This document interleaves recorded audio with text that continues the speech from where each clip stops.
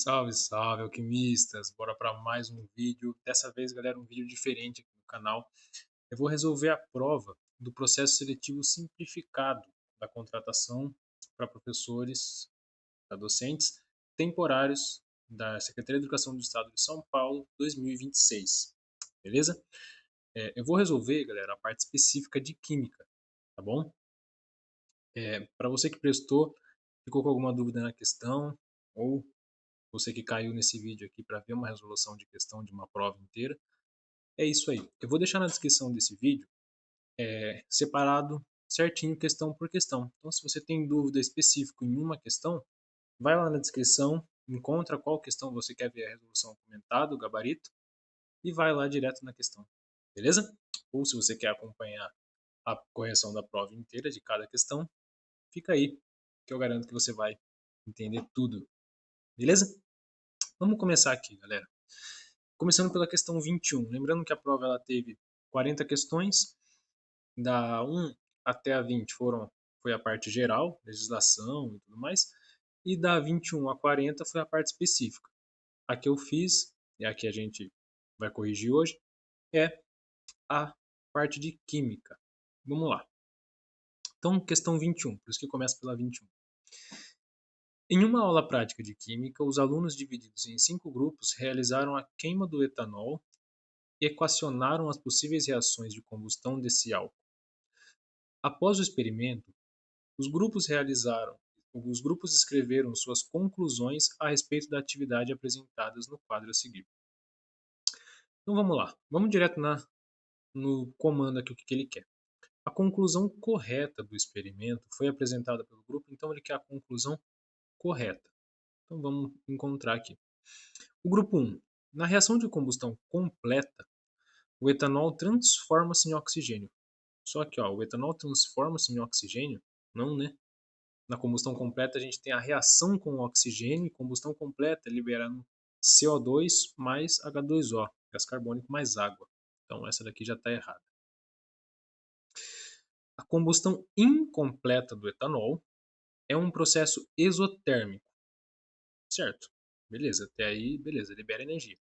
Que segue o princípio da conservação de massa. Sim, galera, toda reação química, seja ela de combustão, de síntese, de adição, de decomposição, enfim, qualquer reação química, ela vai seguir o princípio da conservação da massa, beleza? E é um processo exotérmico. O exotérmico libera calor. Então, essa daqui é a verdadeira. Como a gente só tem uma alternativa correta, né, um grupo falando a coisa certa, a gente já podia marcar aqui a letra C, tá bom? Mas vamos entender as outras também, ó. Na reação da combustão completa do etanol, não ocorre conservação das massas, não. Sempre ocorre conservação da massa. Na reação de combustão do etanol, a quantidade de energia liberada é igual à energia contida nos produtos. Também não, galera. A energia não é igual. A combustão do etanol resulta na transformação total da massa em energia térmica. Também não. Então, galera, aqui só dando uma explicação um pouquinho melhor, né? Ah, não resulta na transformação total da massa em energia térmica. Até porque não é uma reação de fusão nuclear, né? A gente não tem a junção do átomo ali e resultar totalmente em uma energia térmica liberando. Então, não tem nada a ver. Beleza? Então, a 21, gabarito C. Para 22. A tabela apresenta informações das cargas de dois íons e suas respectivas quantidades de elétrons. Então, a gente tem o íon X2+, e o íon M2-, com o número de elétron 36 e o número de elétron aqui 18. Na tabela periódica X encontra-se no período, percebe que ele falou X, ó. Ele não falou o íon, ele falou X e M. Ou seja, ele quer saber o elemento no estado fundamental. Então a gente precisa desconsiderar o íon e encontrar qual que é o número atômico de X, qual que é o número atômico de X e qual que é o número atômico de M ali, para poder fazer a distribuição e entender e encontrar o período e o grupo que ele se localiza. Lembrando que essa prova podia consultar a tabela periódica, tá? No final da prova tinha a tabela periódica para consulta. Então vamos ver aqui, ó. Esse aqui é 2 mais, certo? 2 mais significa que ele perdeu 2 elétrons. Então, na verdade, isso daqui já está com menos 2. Então, para ele chegar no estado fundamental, ele precisa receber 2 elétrons. Então, o estado fundamental desse átomo X são 38 elétrons, certo? E esse daqui recebeu 2 elétrons. Logo, ele está com 18, ou seja, ele está com 2 elétrons a mais. Então, eu preciso tirar 2 elétrons para encontrar o estado fundamental desse átomo. Esse aqui é 16. Vamos fazer a distribuição para cada um? Olha lá. Distribuição de X até chegar no 38. Beleza? 1s2, 2s2, 2p6, 3s2, 3p6. Até aqui a gente já tem, ó. Vamos fazer mais um. 4s2. Até aqui a gente já tem 20. Vamos para o 3d10, 30. Qual que é o próximo? 4p6. Até aqui 30. 36. 5s2. Beleza. Encontramos aqui então a camada de valência dele. Camada 5, subnível S, com 2 elétrons. Beleza? Faz sentido, né? Ele perder esses 2 elétrons para ficar com 8 elétrons na última camada. Se ele está na camada 5, a última camada dele, então 5 é o período dele. Período. E galera, percebe que ele tem 2 elétrons na camada de valência. Só 2, ó. Então ele está no grupo 2 da tabela. Tá bom? 2 é o grupo dele. Beleza? E termina com S também. Então faz sentido ele estar nas duas primeiras camadas, nos dois primeiros grupos ali da tabela. Certo? Vamos para o M, mais curtinho aqui, ó. Chegar até o 16. 1s2, 2s2, 2p6, 3s2. Até então eu tinha 10, 12, 3p, 4. É isso? 3p4. Beleza, chegamos em 16. Aqui, galera, a camada de valência dele é a terceira, certo? Então, aqui é para x. E aqui vai ser para o M. O M eu tenho terceiro, é o período dele. 3 é o período. E qual que é o grupo dele? Ele tem 6 elétrons na última camada, certo? Logo, o grupo dele é o grupo 6. Não, é o grupo 16. Por quê? Lembrando, galera, grupo 16, 15, 16 e 17, eles possuem respectivamente 5, 6 e 7 elétrons na última camada. Tá?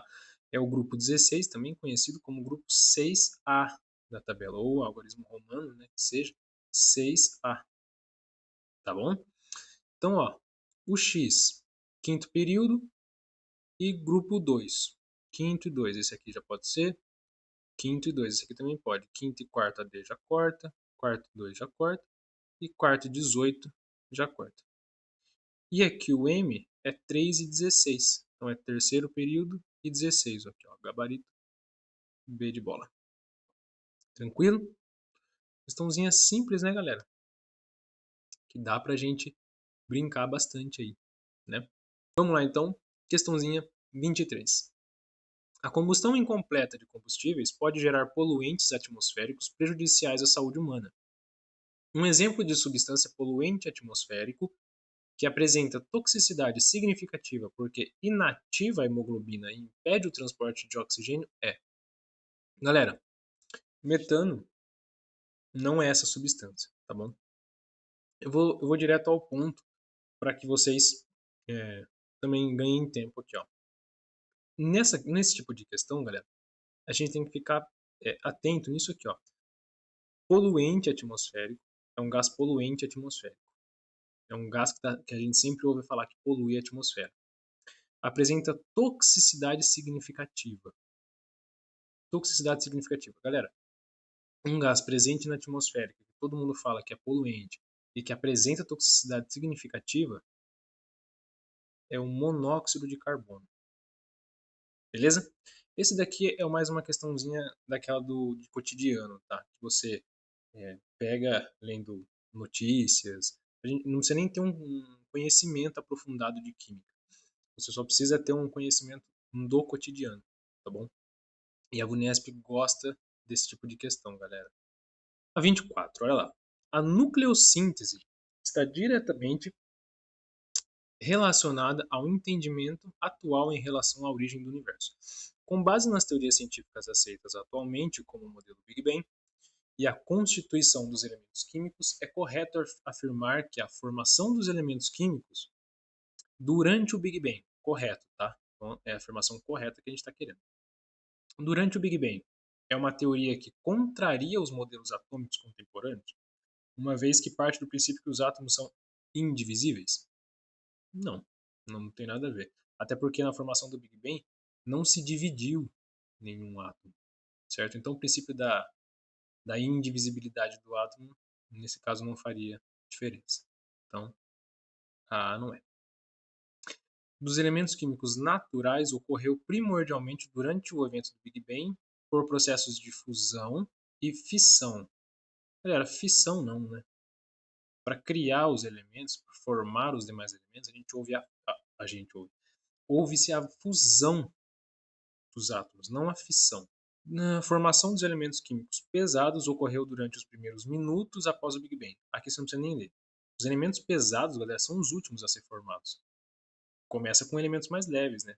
A formação de elementos mais pesados que o hidrogênio no interior das estrelas ocorreu por meio de sucessivos processos de fissão. Não. Se eu quebro o átomo, eu estou quebrando um átomo grande em pedaços menores. Como que eu vou quebrar o hidrogênio em pedaço menor e formar um átomo maior? Não faz sentido. A única que sobra então é aí. Dos elementos químicos leves, como hidrogênio e hélio, ocorreu nos primeiros minutos do universo. Beleza? Enquanto os elementos mais pesados formaram-se posteriormente no interior das estrelas. Sim, galera. Com a fusão nuclear, os elementos mais leves são formados primeiro, e aí esses elementos leves vão se fundindo e formando elementos maiores, mais pesados. 25. Durante a Primeira Guerra Mundial, o avanço da química foi utilizado com fins destrutivos. Um exemplo marcante foi o processo Haber-Bosch, usado neste período para a produção de agentes químicos bélicos.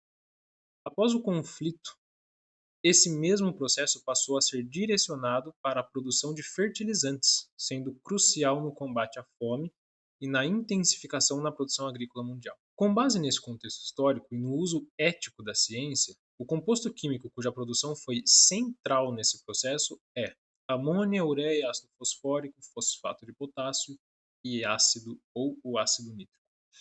Pessoal, novamente uma questãozinha de cotidiano, certo? A gente sabe que para produzir arma, bombas e fertilizantes, a gente usa um elemento em comum, que é o nitrogênio, certo? Por exemplo, a TNT. TNT é principalmente formado pelo nitrogênio, né? O composto principal ali que forma o TNT é o nitrogênio. E os fertilizantes também. Então, só de saber que é o nitrogênio, galera, a gente já excluiria o fosfato de potássio, ácido fosfórico e a ureia, que é um composto orgânico também nem faz muito sentido estar aqui. Mas vamos lá, sobra amônia e ácido nítrico. Pessoal, o princípio mais simples da formação ali que eles buscaram era a utilização do nitrogênio. E a molécula mais simples que eles conseguiram sintetizar, que foi absorvendo, né, esse nitrogênio, foi a amônia, tá certo? A principal reação do Haber-Bosch foi a amônia. Questão 26, vamos lá. A produção de hidrogênio verde vem ganhando destaque como fonte energética alternativa. Uma das rotas consiste na eletrólise da água, com o uso de energia renovável como energia solar. Em relação a esse processo, é correto afirmar que é um processo que diz respeito ao hidrogênio verde, tá bom? Ele vai perguntar alguma coisa ao hidrogênio verde e a gente vai na alternativa correta. O hidrogênio gerado no eletrolisador substitui o gás carbônico como fonte de energia térmica. Galera, o hidrogênio não substitui o gás carbônico como fonte de energia térmica e muito menos o gás carbônico é a principal fonte de energia térmica. Tá? A produção de hidrogênio verde evita a emissão de gases poluentes, se for associada a fontes de energia renovável. Galera, a produção de hidrogênio verde evita a emissão de gases poluentes? Evita, se for associada a fontes de energia renováveis. Sim, como por exemplo, se eu utilizo uma energia eólica para produzir o hidrogênio verde, ele evita a emissão de gases poluentes. Não adianta eu pegar, por exemplo, a queima de carvão para produzir o hidrogênio verde. Eu não estou sendo sustentável, porque eu estou usando uma energia é, que não é limpa, não é renovável, poluente, para produzir um hidrogênio verde que produz uma energia limpa. Então não faz sentido. Mas aqui ele fala que a produção de hidrogênio verde evita a emissão de gases poluentes se for associada a fontes de energia renováveis. Então sim, essa daqui é correta. A energia liberada no processo de eletrólise d'água, opa, eletrólise não libera energia. Eletrólise consome energia. O processo da eletrólise da água atua na fixação do carbono atmosférico. Não, a eletrólise da água é só a quebra ali da molécula de água em hidrogênio e oxigênio. O hidrogênio obtido na eletrólise da água é mais energético do que o hidrogênio obtido no metano. Não, o hidrogênio é o mesmo, independente de onde você consiga ele, de onde você retira ele, ele é o mesmo. Bora, questãozinha 27. A extração de metais a partir de minérios envolve diversas etapas de processos químicos e físicos. A otimização desses processos apresenta desafios ambientais relacionados ao consumo de energia, ao impacto ecológico e à eficiência produtiva. Então ele vai perguntar alguma coisa a respeito disso, ó. Consumo de energia, impacto ecológico e eficiência produtiva. Uma ação que está mais alinhada com práticas sustentáveis, na metalurgia consiste na substituição de solventes orgânicos de custo elevado utilizados na purificação de minérios por outros de menor custo. Galera, pode reduzir o custo, mas nem sempre pode ser sustentável, tá bom? Nem sempre uma empresa, para reduzir custo, ela vai usar algo mais sustentável. Infelizmente, isso acontece. Aplicação de temperaturas mais elevadas. Se eu aumento a temperatura, galera, eu estou gastando mais energia, certo? Então, isso aqui também não tem eficiência energética. Reutilização de sucata metálica. Opa, reutilização. Já é algo sustentável. Reutilização de sucata metálica por meio de processos de reciclagem industrial. Galera, reutilizar e reciclar são dois dos três R's que a gente tem para ajudar aí o meio ambiente. Então a gente já poderia marcar essa daqui. Vamos na D, ó. Substituição dos processos redutores por incineração dos minérios e dos subprodutos. Substituição dos processos redutores por incineração. Se eu vou incinerar produto, eu vou estar jogando gases também poluentes. Expansão e exploração mineral em áreas de preservação ambiental controladas. Galera, se eu aumento a exploração mineral em áreas de preservação ambiental, eu estou causando impacto ambiental do mesmo jeito. Beleza? Então a alternativa correta da 27 é a C. 28. A presença dos metais pesados em solos e água está entre os principais problemas ambientais relacionados à ação humana, devido à toxicidade elevada e ao acúmulo nos organismos. Então, ó, ele está falando aqui que algum metal, né, metais pesados em solos e águas, prejudicam a saúde humana, né, as ações humanas e o meio ambiente, devido à toxicidade e acúmulo nos organismos. Um desses metais acumulativos, em sua forma organometálica, chama a atenção para os consumos de peixes, particularmente os peixes carnívoros. O metal pesado ao qual o texto se refere é tungstênio, urânio, mercúrio, níquel e alumínio. Galera, de novo, uma questãozinha de cotidiano. Leitura, notícia. Tá vendo como a Unesp gosta desse tipo de questão? Questão que você tem que estar antenado no mundo ao seu redor, não necessariamente no conteúdo, certo? O metal pesado que ele se refere aqui é o mercúrio, até por falar da sua forma organometálica, ó. Sinal que ele tem reação com o organismo. Tungstênio, urânio, níquel, não tem reação orgânica, tá certo? Não vai ter uma forma organometálica de um metal pesado como o mercúrio tem, tá bom? E alta toxicidade. Questão 29. Para mim, a questão de longe, a questão mais difícil dessa prova. Olha só o que ele fala.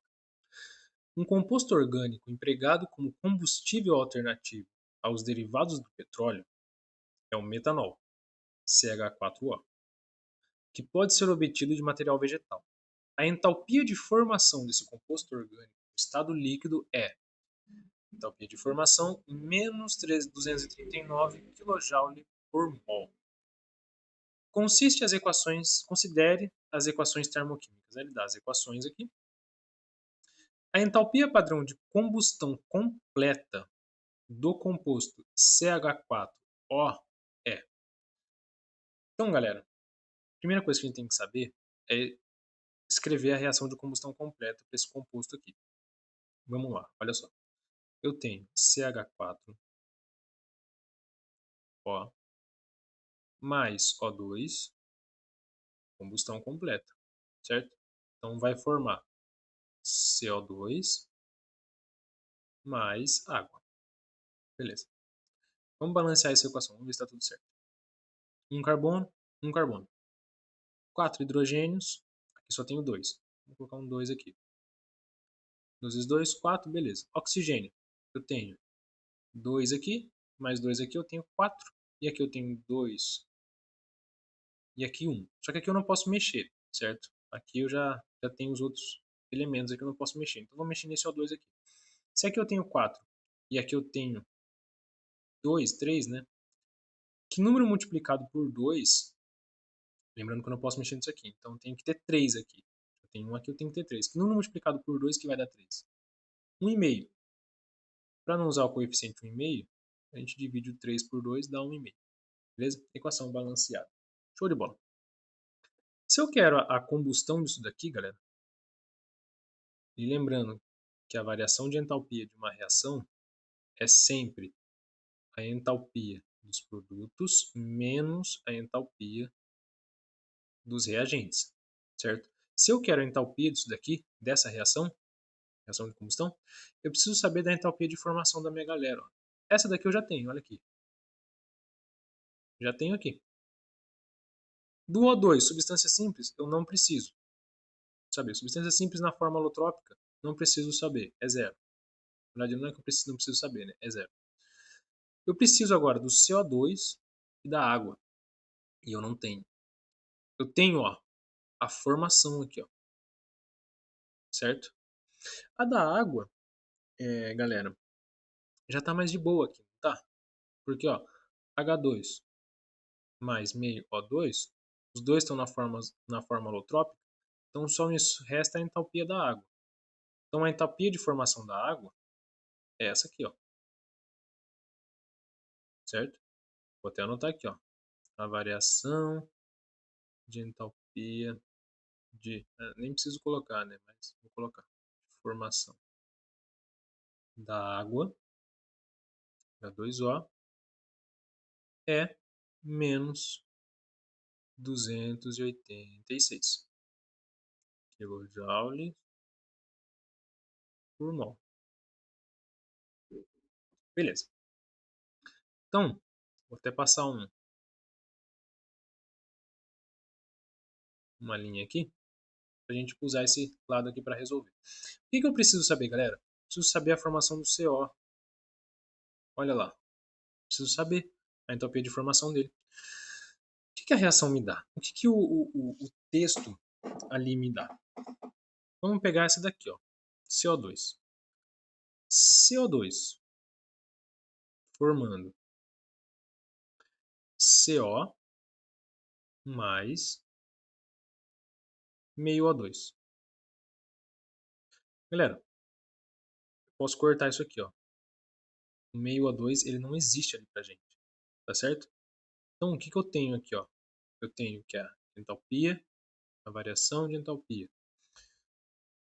ela vai ser os produtos, CO, menos do meu reagente, menos a entalpia do meu reagente, beleza? Vai ser igual a quanto? 283. Igual a 283. Beleza, até aqui tranquilo. Agora o próximo passo. A gente tem essa equação aqui, ó. 2CO formando carvão sólido mais CO2. Para resolver essa questão, galera, e a entalpia disso daqui é menos 173. Para resolver essa equação, vamos considerar com que esse carbono aqui esteja no seu estado alotrópico. Tá? Algumas provas, alguns enunciados, trazem o carbono no seu estado alotrópico como sendo um carbono grafita. Tá? Mas aqui ele não colocou, ele colocou carbono sólido. Vamos considerar que ele é a forma alotrópica dele. Então a gente tem que o ΔH dessa reação, ela tem a seguinte forma, ó. Produto é o CO2, certo? Então é o CO2 menos quanto? 2CO, 2CO, né? A equação aqui é 2CO. Dá vai, o 173. Beleza? Galera, vamos considerar o seguinte. CO2 eu vou chamar de X. Tá? CO2 eu vou chamar de X. E o CO, vou fazer o contrário. Como eu peguei a equação de cima aqui, ó, eu vou chamar o CO de X. Tá? Vou até anotar aqui. O CO é o nosso X e o CO2 é o nosso Y. E o que a gente tem aqui se a gente substituir isso daqui? Eu tenho X menos Y, eu vou ter um sistema linear. Ó. X menos Y, 283. E Y menos 2x é menos 173. Olha lá. Eu fiz um sistema linear. Certo? Resolver sistema linear, galera. Vamos resolver por substituição. Eu coloco esse menos y para cá, como mais. Isso aqui vai ficar x é igual a menos y mais y. Né? Ele passa como positivo, na verdade. Então, ele fica y mais 283. Beleza. Se o x é isso, eu vou substituir aqui, ó.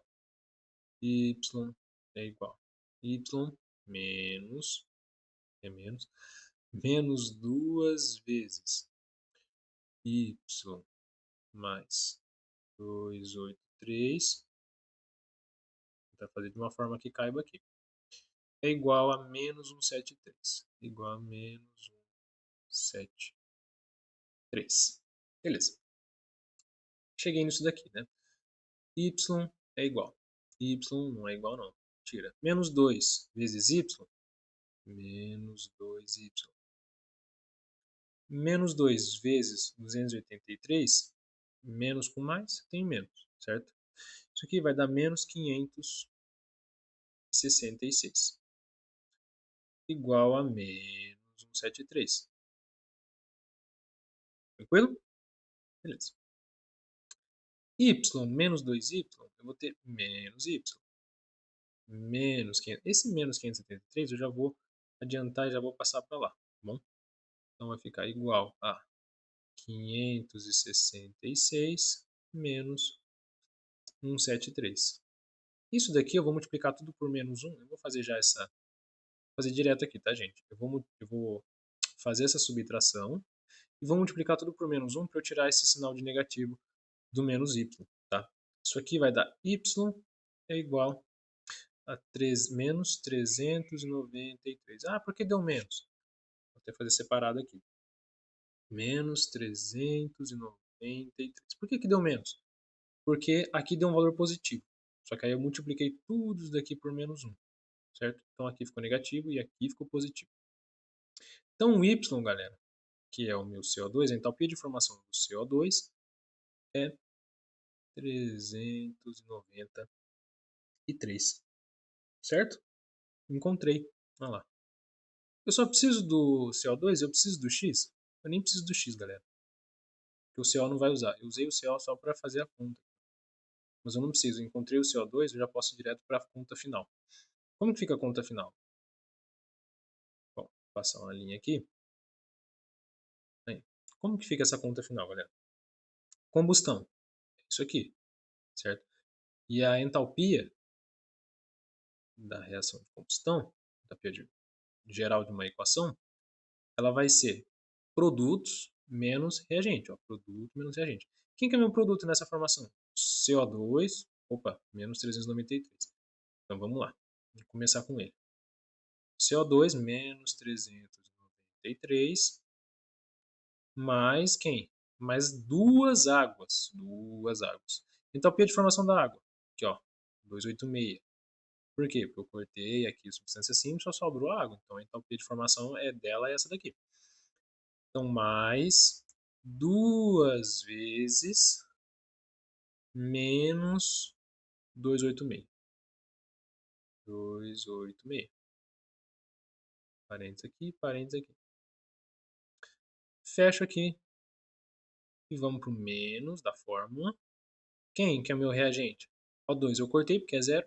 CH4O. E a formação de CH4O aqui, ó, menos 239.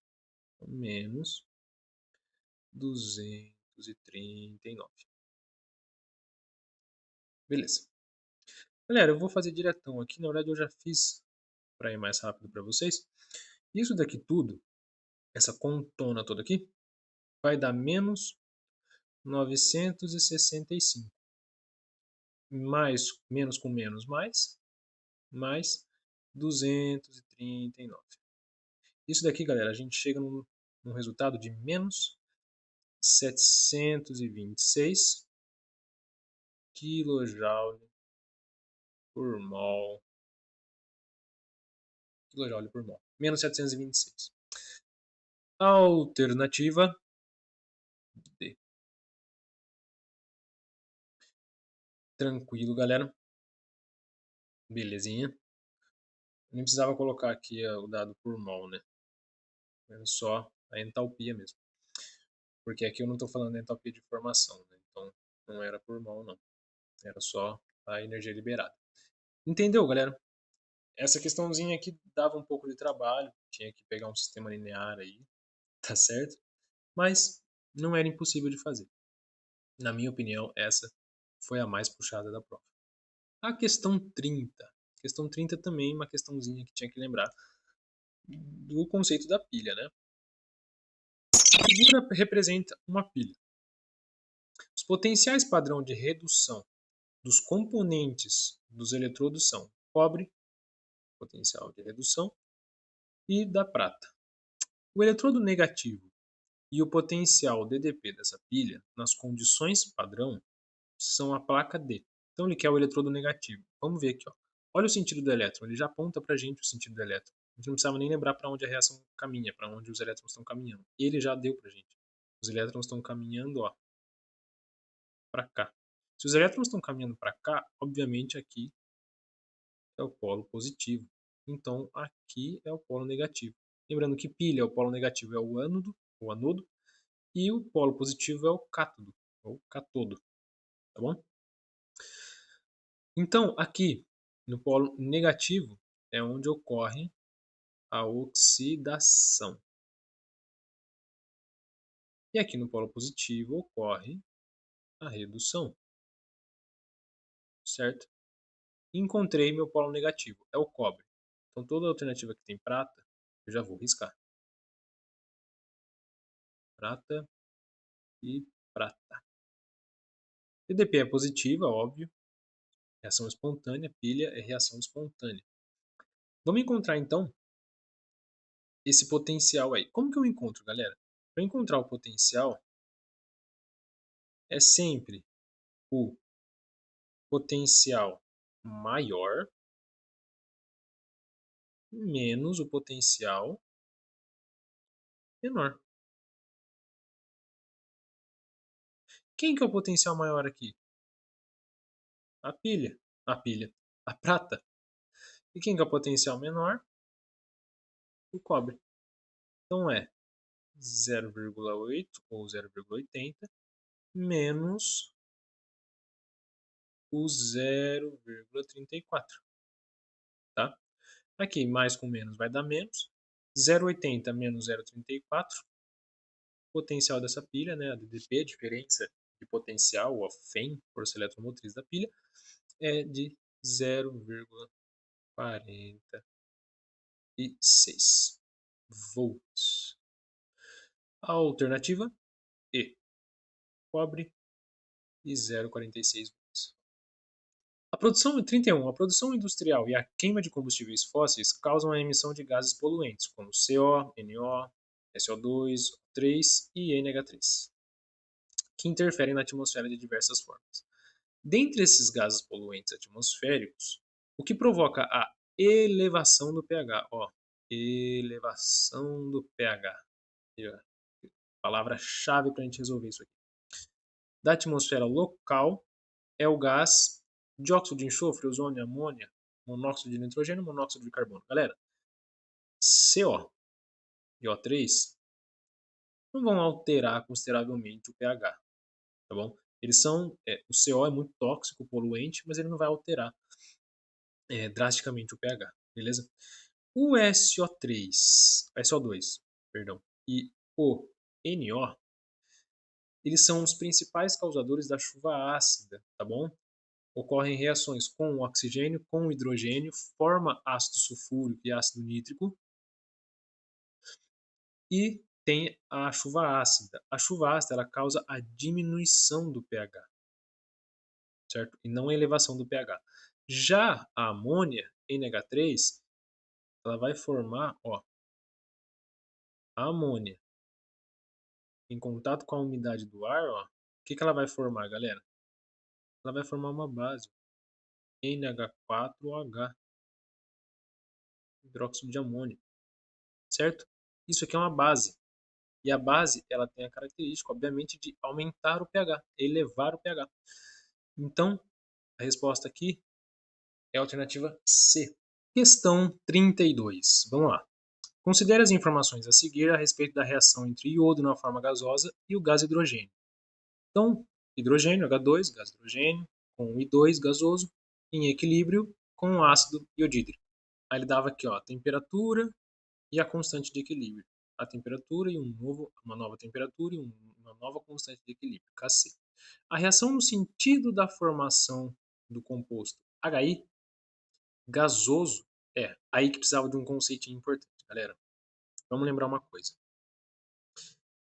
A temperatura, ela altera Kc, certo? E nós temos duas possibilidades. Nós temos a possibilidade de eu aumentar a temperatura e diminuir a temperatura. E aí eu sempre gosto de lembrar do processo de diretamente e inversamente. Olha só. Quando eu aumento a temperatura, vamos pensar assim, quando eu aumento a temperatura e o Kc aumenta junto, significa que a reação é endotérmica. Agora, se eu vou fazer a mesma coisa aqui, eu vou aumentar a temperatura também. Agora, se eu aumento a temperatura e o Kc abaixa, o Kc diminui o valor, essa reação é exotérmica. Analisando aqui, a temperatura estava em 298 e a constante em 794. Aumentei a temperatura, não foi? Foi para 700 Kelvin. Aumentei a temperatura. O que aconteceu com a minha constante? Caiu. Qual que é o sentido da seta aqui? É inverso? É inverso. Então essa reação é exotérmica. Então a reação no sentido da formação do composto, certo? Porque quando eu analiso se ela é exo ou endotérmica, a reação, eu estou analisando sempre a reação direta. Aí, se eu vou para a reação inversa, aí ela é o inverso da direta. Ou seja, a inverso é endo, mas a reação direta, ela é exotérmica.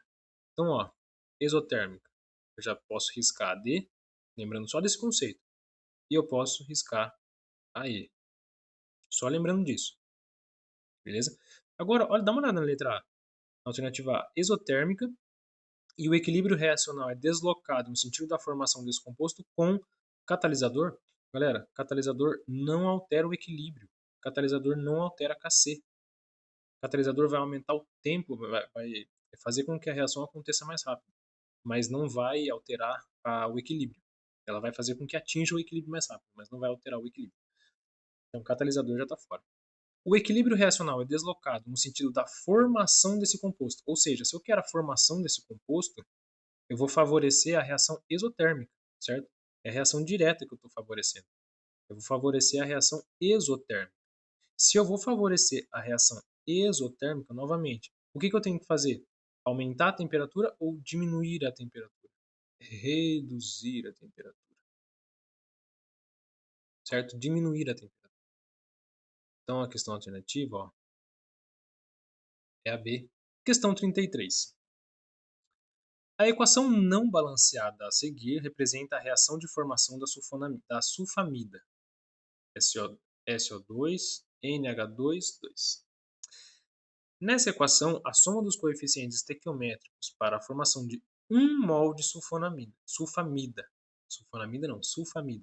é igual a... Bom, então ele quer 1 mol disso daqui. Ele quer formar 1 mol disso daqui. Ponto. Certo? Eu que ampliei a reação aqui, tá, gente? Isso aqui não veio na prova, não.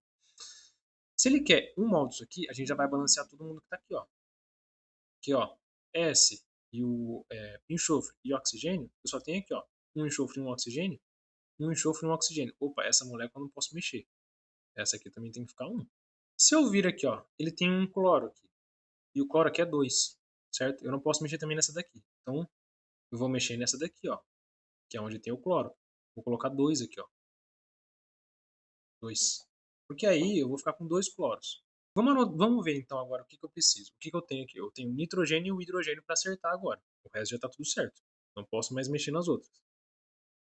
Nitrogênio. Desse lado aqui, eu tenho 2 nitrogênios. Desse lado da reação aqui, tá? Eu tenho 2 nitrogênios nessa molécula e tenho 2 nitrogênios nessa outra molécula aqui. Concorda? Então eu tenho 4 nitrogênios aqui. Aqui eu só tenho 1. Então eu preciso colocar o índice 4 aqui. O índice não, o coeficiente 4. O índice é o númerozinho da frente. O coeficiente 4. Agora vamos ver os hidrogênios, para ver se bateu. 2 vezes 4, 8. 2 vezes 2, 4. 4 mais 8, eu tenho 12 hidrogênios aqui. Aqui, 4 vezes 3, eu tenho 12 hidrogênios aqui. Beleza, bateu. Essa é a equação balanceada. Então, ó, balanceada é 1, 4, 2 e 1. Soma tudo daqui. 1 mais 4, 5, 6, 7, 8. Somar todo mundo. Alternativa A. Bora que está acabando. 34. As substâncias a seguir apresentam-se no estado líquido a 20 graus Celsius e 1 atm. Substância 1, substância 2, 3, 4, 5. A interação intermolecular ligação de hidrogênio. O que é a ligação de hidrogênio? É quando eu tenho o hidrogênio ligado ao flúor, oxigênio ou nitrogênio. HFON, que a gente chama, né? A ligação intermolecular, a interação intermolecular, ligação de hidrogênio, ocorre na substância qual, galera?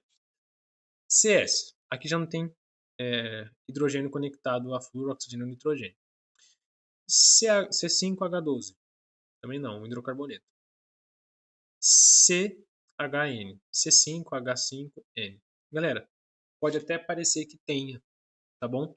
Mas quando você faz essa molécula aqui, na verdade o nitrogênio ele não tem nenhuma ligação com o hidrogênio. Ele está conectado somente com o carbono, certo? Então eu não tenho a ligação de H com nitrogênio, de hidrogênio com nitrogênio, certo? Então essa daqui também não tem. Essa daqui, o O, está entre carbonos, ó. Então também não tem. O que sobra para a gente é o CH4. Ó. Substância 5. Alternativa D. A figura representa a fórmula estrutural de um composto produzido naturalmente pela glândula pineal. Esse composto atua na regulação do ciclo sono-vigília, sendo essencial para o equilíbrio físico e psicoemocional. Esta aqui é a molécula. Esse composto apresenta grupos funcionais característicos das funções orgânicas. Olha só, quantas funções orgânicas nós temos? 1, 2, 3 funções. Oxigênio entre carbonos, né? Radicais aqui. Isso daqui é um éter. éter. Um nitrogênio conectado a um hidrogênio entre carbonos, que eu não tenho nenhuma ligação com dupla O aqui, ó, só tenho nitrogênio, hidrogênio e carbonos. Isso daqui é uma amina, certo? E aqui eu tenho um nitrogênio ligado a um carbono que está fazendo uma dupla ligação com oxigênio. Isso daqui é uma amida. Então são essas três funções que a gente tem. Esse composto apresenta grupos funcionais característicos das funções orgânicas heteramida e amina aqui. Heteramida e amina. Em rótulos de produtos químicos utilizados em laboratórios químicos, bem como de certos produtos de limpeza de uso da população, os pictogramas de perigo do Sistema Globalmente Harmonizado de Classificação e Rotulagem de Produtos Químicos, o GHS, são obrigatórios, como o pictograma representado a seguir. Então a gente tem aqui, galera. Essa questão eu achei que foi para não zerar a prova, porque vendo as alternativas aqui, ó, esse pictograma indica que o produto químico representa risco biológico e contaminação por agentes patogênicos? Não, galera. Risco biológico é aquela plaquinha assim, ó. Que tem aquele negocinho. Normalmente, risco biológico é aquele assim, aquele triângulo assim, ó. Sabe qual que é, né? Apresenta perigo ao meio ambiente aquático. Ó, ambiente aquático ou crônico. Aqui o peixe, ó. Ambiente aquático, galera. O peixe está morto aqui, ó. Simples. Pode causar queimaduras? Não. Queimaduras ou material corrosivo é aquele desenho que tem a mãozinha aqui desenhada, ó, e uma gotinha de ácido caído e a mãozinha corroída aqui, assim, ó. É tóxico por ingestão, inalação ou contato dérmico? Não. Galera, contato dérmico pode ser tanto essa mão, pode ser aquele desenho daquela pessoinha com aquele negócio saindo do peito dela, assim, ó, uns negócios assim, ó. É por inalação, né, por ingestão. Aí, é inflamável e pode liberar vapores tóxicos. Inflamável é o foguinho. Então, a única que encaixava aqui, ó, era B. 37. Essa é gostosinha, galera. Essa é muito boa. Olha lá. A nucleossíntese estelar é o principal mecanismo formador dos elementos químicos do universo. E a formação do elemento X é representada na equação a seguir. Então, eu tenho dois carbonos formando o elemento X mais L. O elemento representado por X nessa equação é, galera, eu tenho dois carbonos, não esquece. Então eu tenho duas vezes isso aqui, ó. Isso mais isso, tá? Vou até dividir para que você entenda mais fácil aqui. E aí eu tenho o elemento X, que eu não sei, né, nem a massa nem o número atômico, formando o hélio de massa 4, número atômico 2. Show de bola. Galera, princípio da conservação das massas. Olha lá. Aqui desse lado da equação, do lado dos reagentes, eu tinha 24 de massa. Aqui eu já tenho 4. 24 menos 4, eu teria um elemento com massa 20 aqui, ó, sendo formado. Elemento com massa 20 aqui, ó. Qual que é? Neônio. Pronto. Você já podia marcar. Vamos conferir se é o neônio? Você tinha a tabela periódica para consultar no final da página. Se você fosse lá, você via que o neônio ele tinha um número atômico o quê? Número atômico 10, não é? Olha o número atômico aqui, ó. 6 mais 6, tenho 12 prótons aqui. Aqui eu só tinha 2. Então, 12 menos 2, número atômico 10. Número atômico 10, elemento neônio. Vamos lá. Tá acabando, tá acabando. Essa daqui, galera. Na tabela a seguir são apresentadas as fórmulas estruturais das espécies químicas presentes no sistema biológico. Dentre as espécies químicas da tabela, as de um número x e y formam ligação peptídica na construção de proteínas. Opa, ligação peptídica. Quem que forma a ligação peptídica na construção de proteínas? Aminoácido. Por que eu coloquei letra maiúscula? Aminoácido. Ou seja, um aminoácido tem amino e tem um grupo ácido. Aqui não tem nenhum nitrogênio, a amina tem nitrogênio, já não é. Aqui, opa, tem amina? Tem amina? Aqui? Tem amina. Tem amina. Beleza. Tem amina. Mas tem ácido aqui? Não. Não tem ácido aqui. Aqui, opa, COOH. C dupla OH tem um ácido. Opa, NH2, tem amina. 3 é um aminoácido. Aqui, não tenho, né? Não tem amina, não tem, não. Não tem amina aqui, não. Não. Então a 4 também não é. Não tem nem amina. A única que sobra aqui é a 5, né? Cadê? Vamos ver. Aqui a amina e aqui o ácido. COOH. Show de bola. 3 e 5, alternativa C. 39, estamos na penúltima. A fortificação de alimentos amplamente consumidos pela população com micronutrientes e a adição de compostos químicos à água de abastecimento urbano são importantes estratégicas de saúde pública. A adição de composto no elemento, a adição de composto no elemento do elemento ao sal de cozinha tem como objetivo prevenir distúrbios na tireoide como o bócio. Novamente, galera, aquela questãozinha que você tem que procurar por notícias, procurar por interesse, procurar por curiosidade. Quem teve a curiosidade de já ler um rótulo de sal, por exemplo, rótulo de um daquele sal que você compra no mercado, você vai ver que o nosso sal, ele tem o iodo, certo? O iodo ali misturado. A adição de composto contendo a água potável contribui para a redução da incidência de cáries dentárias. Bom, o que que reduz a cárie dentária? O que que ajuda? Flúor. O flúor, tá bom? Eles adicionam flúor na água por conta disso, para tentar evitar as cáries aí, para melhorar a saúde bucal. Já a adição do composto contendo a farinha de trigo visa combater casos de anemia. Opa, casos de anemia, você não precisava nem saber sobre a farinha de trigo, só saber sobre a anemia. O que que ajuda na anemia, galera? Anemia é a falta de ferro, olha lá. Um alimento ferro, a farinha. Anemia nutricional na população. As lacunas são preenchidas correta e respectivamente iodo, flúor e ferro. Tem iodo, flúor e ferro aqui, ó. Alternativa E. Uma aqui sobre construção de pensamento científico, né? Durante uma aula prática, uma professora de química percebe que algumas amostras de fermento biológico armazenadas em locais diferentes apresentaram variações na produção de gás durante um experimento com glicose. Curiosa, ela levanta a seguinte questão: será que a temperatura de armazenamento afeta a atividade do fermento biológico?